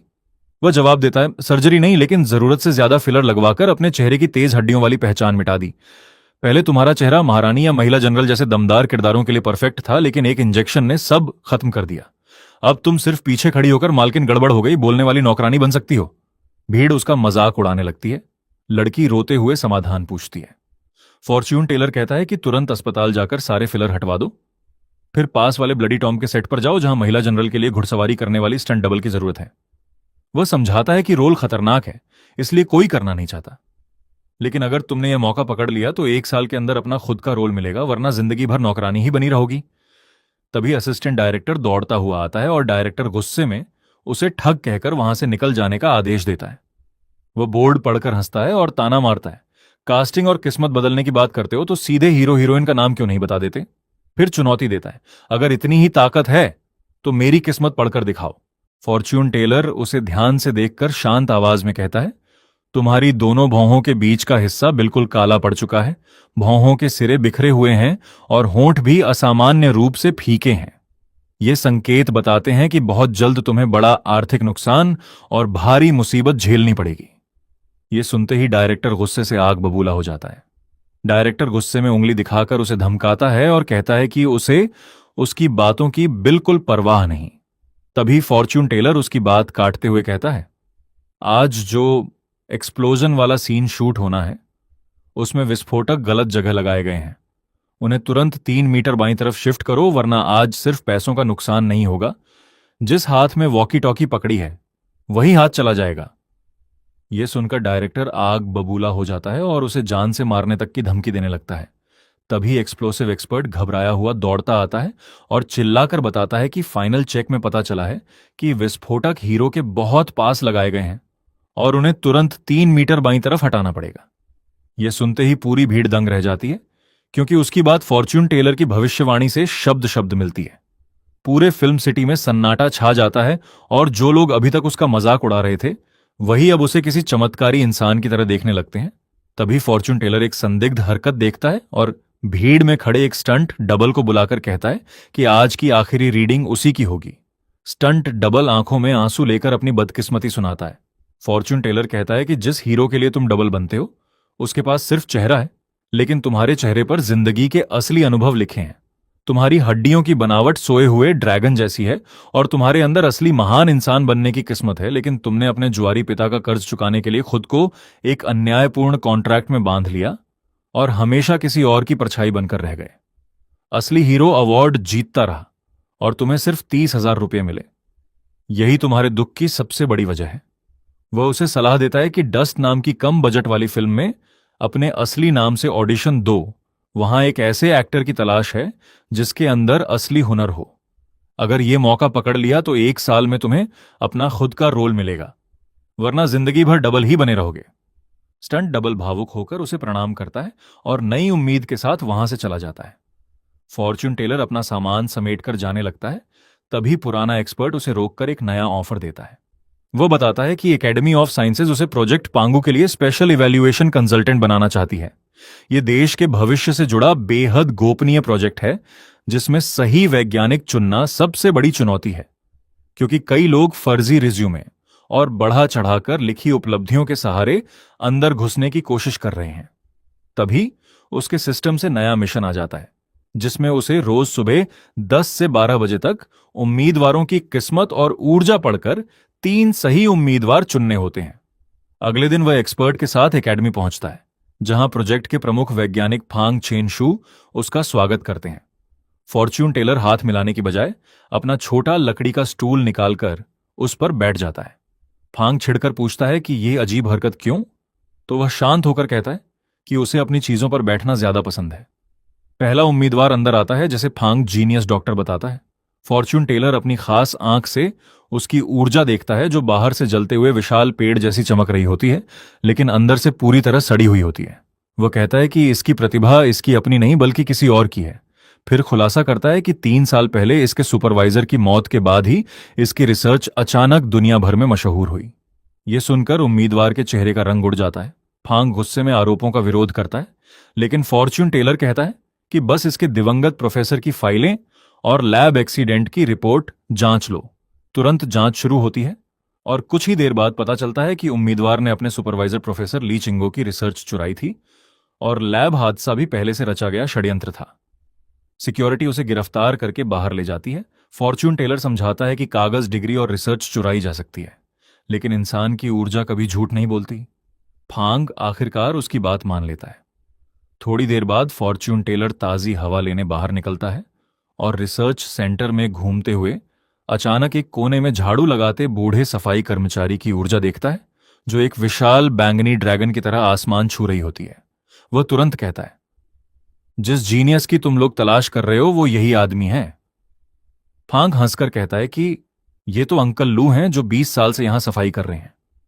तभी बूढ़ा कर्मचारी मशीन की तरफ देखकर कहता है कि इस सेंट्रीफ्यूज की बेयरिंग सिर्फ 0.03 मिलीमीटर टेढ़ी है और अगर अभी नहीं रोका गया तो अंदर रखे सुपर कंडक्टर सैंपल पूरी तरह बर्बाद हो जाएंगे। फांग तुरंत मशीन चेक करता है और स्क्रीन पर बिल्कुल 0.03 मिलीमीटर की ही चेतावनी देखकर उसके होश उड़ जाते हैं। वह हैरान होकर पूछता है कि यह कैसे पता चला। बूढ़ा मुस्कुराकर कहता है कि उसने सिर्फ मशीन की आवाज सुनकर समझ लिया, क्योंकि उसकी आवाज किसी बीमार इंसान जैसी लग रही थी। फॉर्च्यून टेलर दोबारा अपनी आंख से उसे देखता है और उसके अंदर छिपी रहस्यमयी बैंगनी आभा देखकर कहता है कि इतनी किस्मत और इतनी ऊर्जा किसी साधारण इंसान की नहीं हो सकती। वह देश की नींव रखने वाले महान लोगों में से एक है। एक्सपर्ट उसकी गुप्त फाइल खोलते हैं और पता चलता है कि यह साधारण सफाई कर्मचारी नहीं, बल्कि देश के परमाणु रिएक्टर कूलिंग सिस्टम के चीफ इंजीनियर लियू चिन बांग हैं। सबकी आंखें नम हो जाती हैं। प्रोफेसर फांग झुककर उनसे माफी मांगता है। बूढ़े वैज्ञानिक मुस्कुराकर फॉर्च्यून टेलर से पूछते हैं कि उसने उनकी असली पहचान कैसे जान ली। वह जवाब देता है, मैं कभी किसी की डिग्री, पैसा या पुरानी उपलब्धियां नहीं देखता। मैं सिर्फ ये देखता हूं कि उसके अंदर मेहनत और जुनून की आग अभी भी जल रही है या नहीं।